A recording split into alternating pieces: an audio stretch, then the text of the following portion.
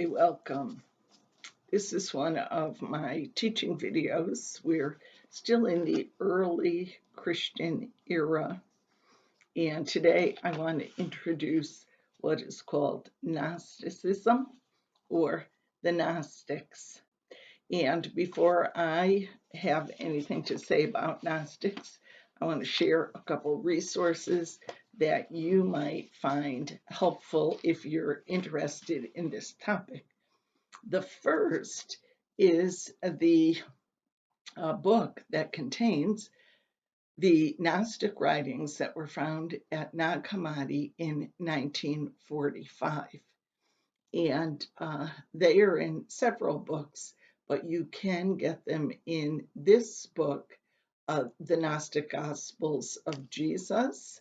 And this is available on Amazon and other places. It's a well-known book. Of course, they've been translated into English, and there is not a lot of commentary or explanation. This is just the Gnostic writings themselves. Then I want to tell you about two people.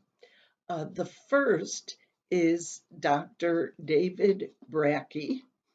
And Dr. Brackey is the Joe Engel Chair in the History of Christianity and a professor of history at Ohio State University. He got his MDiv, his Master's in Divinity, from Harvard Divinity School and his PhD in Religious Studies from Yale University. His best known book, the one that would deal with this subject, is The Gnostics, Myth, Ritual, and Diversity in Early Christianity. So you might be interested in the writings of Dr. Brackey, but also available from the teaching company, and I hope that there's not a whole lot of light reflecting off of this. This is the course, Gnosticism from Nag Hammadi to the Gospel of Judas. Now, the Gospel of Judas is not from Nag Hammadi. It was discovered, I believe, in 2006, much later. But this is a great course. It is 24 half-hour lessons, comes with a guidebook. The teaching courses are a great resource for people who want to know a bit more about things Christian. And then I want to mention Elaine Pagels as another writer. She's an American religious historian. She was, I believe she's retired now, but she was the professor of religion at Princeton University. And she's conducted extensive research in early Christianity and Gnosticism. Her best-selling book, The Gnostic Gospels, was in 1979. And in that, she looked at divisions in the early Christian church and the way that women have been viewed throughout Jewish history, Christian history. The Modern Library named it as one of the 100 best books of the 20th century. In her later writings, which you can find on Amazon or Barnes and Noble or any of the large book outlets, she has changed somewhat her view of the treatment of Christians by Gnostics, refining it a bit.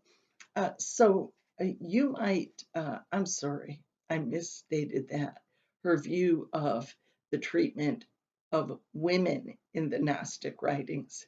So you might refer to her later writings as opposed to this most famous one, but it is certainly good.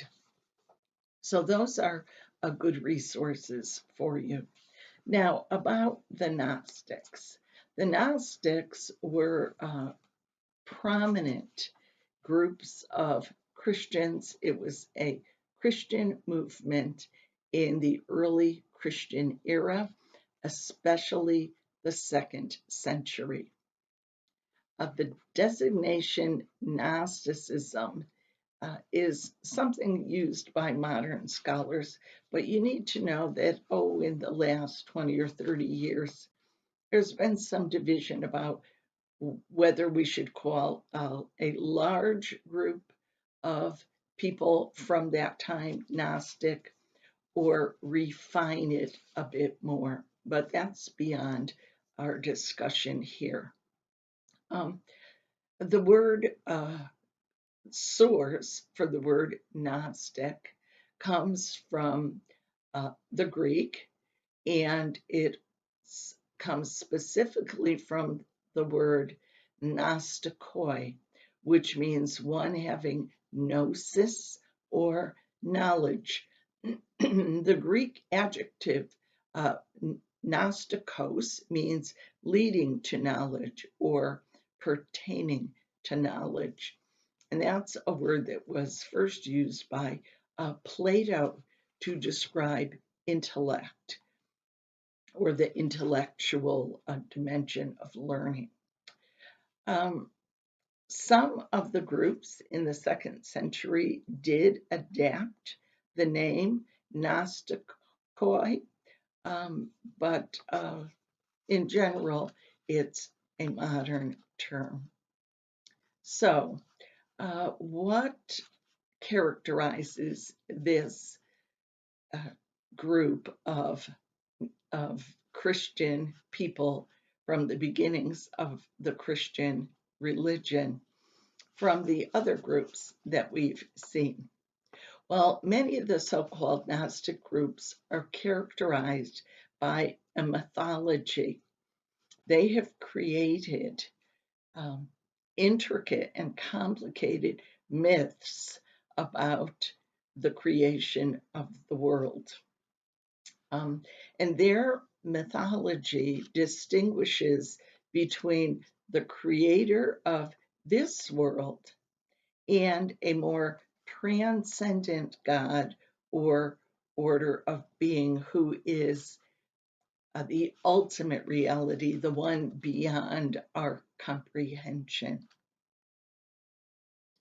Another frequently encountered theme is that there is a special class of humans that is descended from the transcendent realm and is destined to achieve salvation and return to this spirit realm, its original origins. Salvation is understood by the Gnostics as a reawakening of the knowledge of where we originally came from and our true identity. So those are some things that distinguish the Gnostics. Until the 20th century, the works of Irenaeus and other heresiologists. Now, a heresiologist is a person who tracks down and catalogs, writes about what they consider heresies. And scholars consider these so-called heresies important because they helped the Orthodox Christians to actually fine-tune and form what they were going to believe. But Irenaeus is the only, not the only, but he wrote a lot about the Gnostics, and he was pretty much our only source of information about them. There were a couple of codexes discovered in Coptic texts in the 18th century, but it wasn't until 1945 at Nag Hammadi in Egypt when 12 additional codexes and part of a 13th were found, having probably been written down in the 4th century, that is the 300s, copies of writings dating from a century or two before.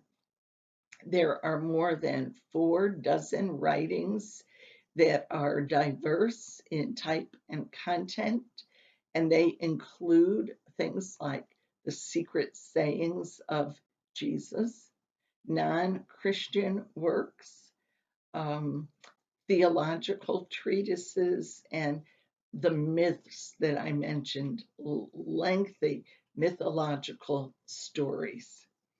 And among the Nag Hammadi writings are 3 separate copies of a work called the Apocryphon of John, or the Revelation of John. That they are especially important because they give us what seems to be the original details of the Gnostic myth.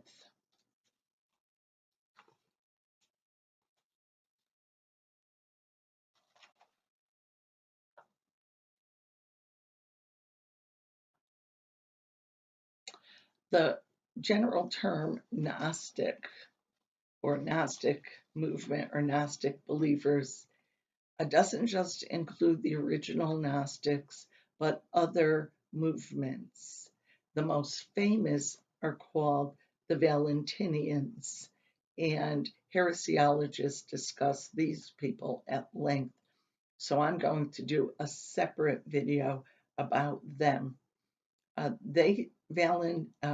Valentinus seems to have tried to make Gnosticism, hardcore Gnosticism, more palatable to the average Christian. Well, the highly debated Gospel of Judas was also found, but not until much later. It was a 4th century papyrus manuscript, and it contained 3 other writings when it was found, and 2 of them are also found in the Nag Hammadi collection. That codex was discovered in Egypt in the 1970s, but it wasn't made public until 2006.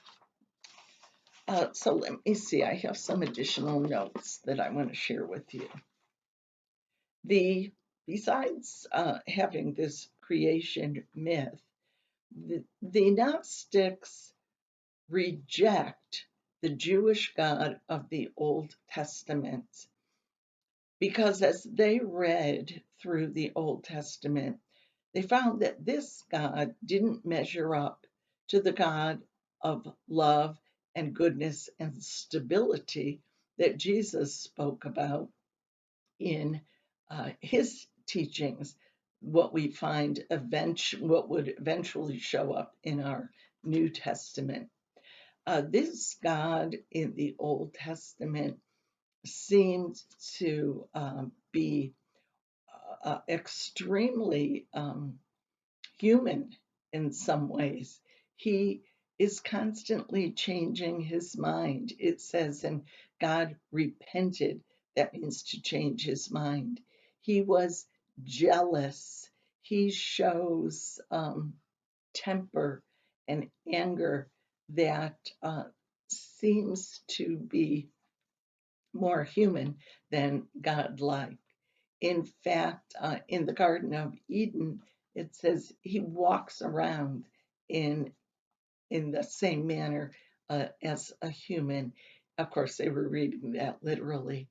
And when Adam and Eve sin, he doesn't know where they are. He asks, "Where are you?" Again, not interpreting that symbolically, but they would have interpreted it literally.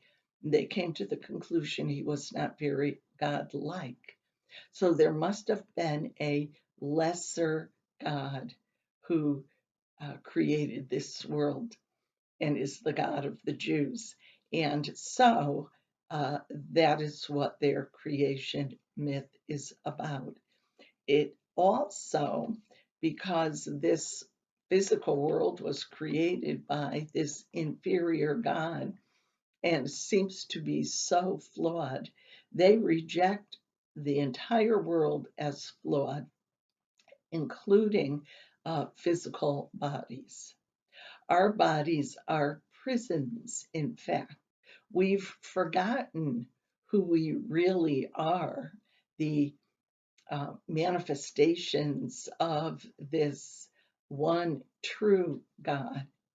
And I guess the way we could best describe their thinking about this God, the one that can't really be imagined, is as an intelligence. And we've forgotten about this intelligence and our true source, except that there is within each one of us maybe a spark, maybe just a bit of that remembrance, which allows us, at least some of us, to remember the truth and embrace it. So life's purpose for the Gnostic is to regain this gnosis, which is hidden from us. And as we go through life, we try more and more to discover this gnosis. Sometimes we don't get it. And so they believed in reincarnation. That is, that we would come back for a number of lives until we discovered gnosis and were saved till we found the truth. So their image of Jesus was one as Savior, but as Savior by coming and instructing us, by sharing with us this gnosis. Gnosticism continued, even though it was officially declared heresy, and they did their best to stamp it out. Especially Valentinians continued for many centuries. Cathars in France in the 12th and 13th century are considered by most to be gnosis or Gnostic. And the only other thing that I think I want to mention in this introduction, because I just kind of passed over it, is what is a codex? Well, prior to the making of a codex, writing was done on scrolls, and scrolls are big, they're bulky, it is hard to find things on a scroll because one would have to open the whole thing. Storage is a problem for scrolls. And so people began to write on sheets of papyrus and put these sheets, between leather covers as a binding for them. And so codexes, although they are still handwritten manuscripts, are the very first forms of books as we would know them. I'll try to add some pictures of codexes. So in the future, I'm going to talk about Valentinianism and go over in a little bit more detail the myth, and we'll see what else as I go along, what else comes up that we might want to do in more detail. Today, after the finding of the Nag Hammadi Gnostic writings, now we have the, some of the actual writings of these people. There has been a resurgence in Gnostic religion. Some people attempting to recreate it as best they can from these writings. And so today we see an emphasis in today's Gnostic people of self knowledge, looking within oneself to find that divine soul or that spark of remembrance, a search for higher mysticism, and also an examination of the feminine aspects of God.